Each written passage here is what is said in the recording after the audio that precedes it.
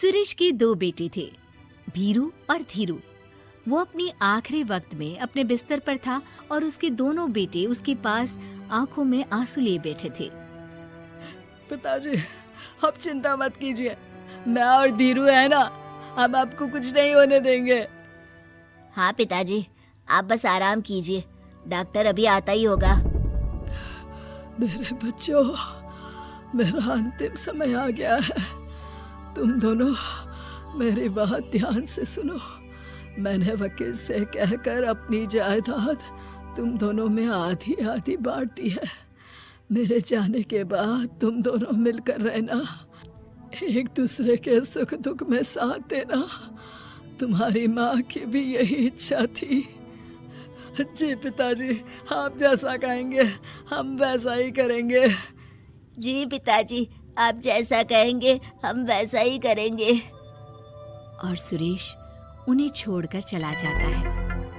अरे धीरू भाई, मैं तुझसे कहना चाहता था कि मुझे व्यापार बढ़ाने के लिए कुछ रुपयों की जरूरत है। अब पिताजी के जाने के बाद हम दोनों ही एक दूसरे का सहारा है।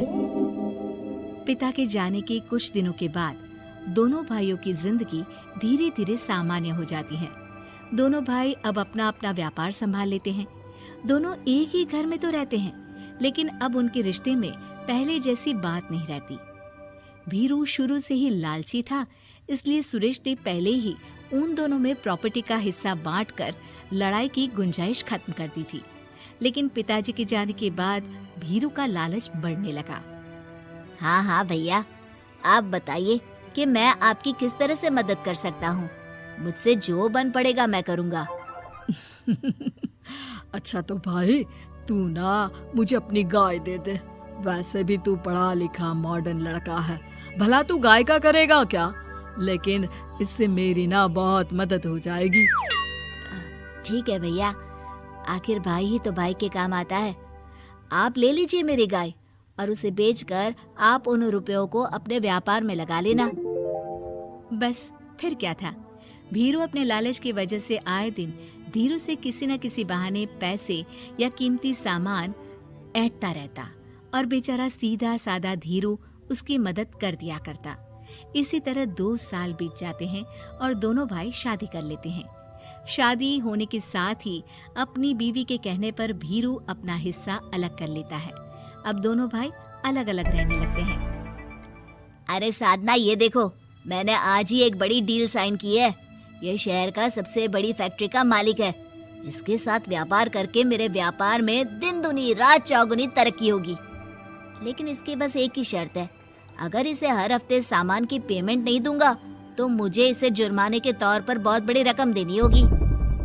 ये तो बड़ी ही चिंता की बात लगती है जी। अरे चिंता कैसी, मैंने पहले ही हिसाब लगा लिया है।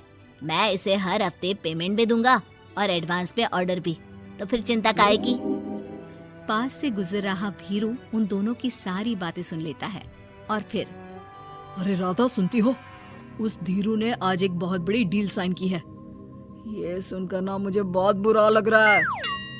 भीरू उसे सारी बात बताता है। तो ऐसे हाथ पे हाथ रख के गुस्सा करने से क्या होने वाला है? आप तो उस डील की कमजोर कड़ी जानते ही हैं, तो मारिए हथौड़ा। अगले दिन धीरू के घर में चोरी होती है और उसमें उसके वो रुपए भी चले जाते हैं जो धीरू डील के मुताबिक क्लाइंट को देने वाला था। फिर शर्त के हिसाब से धीरू को जुर्माने की रकम देने के लिए अपना घर गिरवी रखना पड़ता है और उसका व्यापार भी बंद हो जाता है। सुनिए जी, आप दिल छोटा मत कीजिए। आप कोई ऐसा बिजनेस कीजिए जिसे आप जल्दी से जमा सके और कम पैसों से भी शुरू कर सके। आप फल सब्जियों का व्यापार शुरू कीजिए।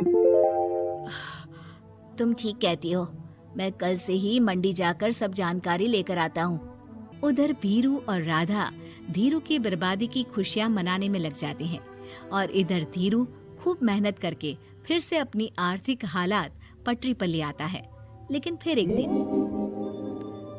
अजी सुनती हो, तुम यहाँ पर उसके बर्बाद होने की गलत फहमी में खुश हुए जा रहे थे और तुम्हारे भाई का फल सब्जियों का व्यापार बड़ा अच्छा चल निकला है।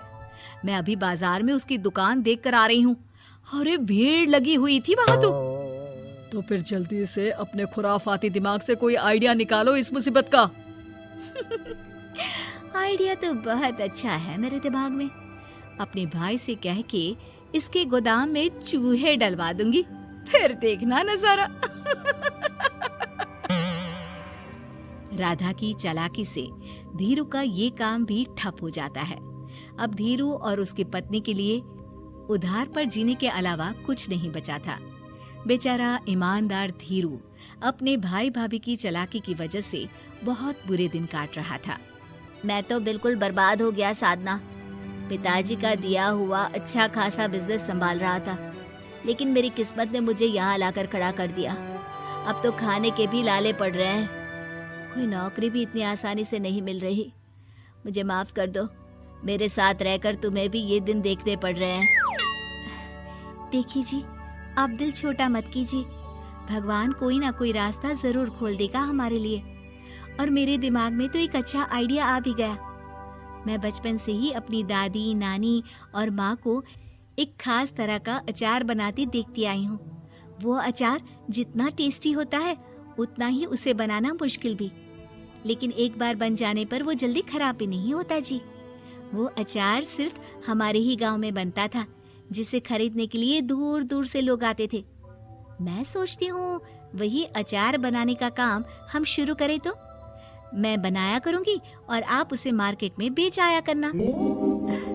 साधना, तुम्हारी बातों से मेरे मन में उम्मीद जाग उठी है, लेकिन ये सब काम शुरू करने के लिए रुपए कहाँ से आएंगे? ए जी, मेरी ये कंगन किस दिन काम आएंगी? आप इन्हें गिरवी रखवा लो और जब पैसे आ जाएं तो इन्हें छुड़वा लेना। साधना बाजार जाकर अचार बनाने का सामान लेकर आती है। फिर घर आकर सारे खिड़की दरवाजे बंद करके अचार बनाती है और धीरू उस अचार को पैक करने में साधना की मदद करता है और अगले दिन बाजार में बेच भी आता है। शुरू में सिर्फ 10 बोतल अचार ही बन पाता है, लेकिन उसे बेचकर हुए मुनाफे से अचार की बोतलें 10 से 50 और फिर 1000 और 10,000 हो जाती है। अब धीरू को अपने काम में मदद के लिए कुछ लोगों को भी काम पे रखना पड़ता है, लेकिन अचार अब भी साधना ही बनाती है और अपनी रेसिपी का सीक्रेट बनाए रखती है। अब देखते ही देखते धीरू साधना ब्रांड अचार आसपास के कई शहरों में मशहूर हो जाता है और धीरू के दिन एक बार फिर बदलते हैं। धीरू के पास अब भीरू से दुगना बड़ा घर, गाड़ी, धन, अचार की कई फैक्ट्रीज और नौकर चाकर होते हैं।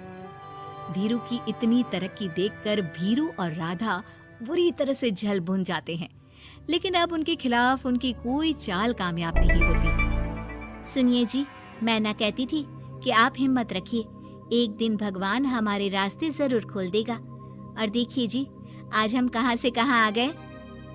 ये सब तुम्हारे फौलाद जैसे मजबूत मन की वजह से हो पाया है साधना, वरना एक समय मैं तो हिम्मत ही हार चुका था। तुमने न सिर्फ मेरा हौसला बढ़ाया बल्कि बिजनेस में मेरा साथ भी दिया।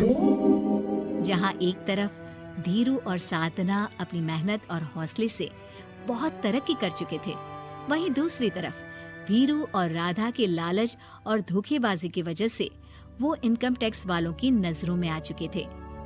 भीरू के एक घर पर इनकम टैक्स वालों का छापा पड़ता है और भीरू को काला धन जमा करने के आरोप में जेल जाना पड़ता है।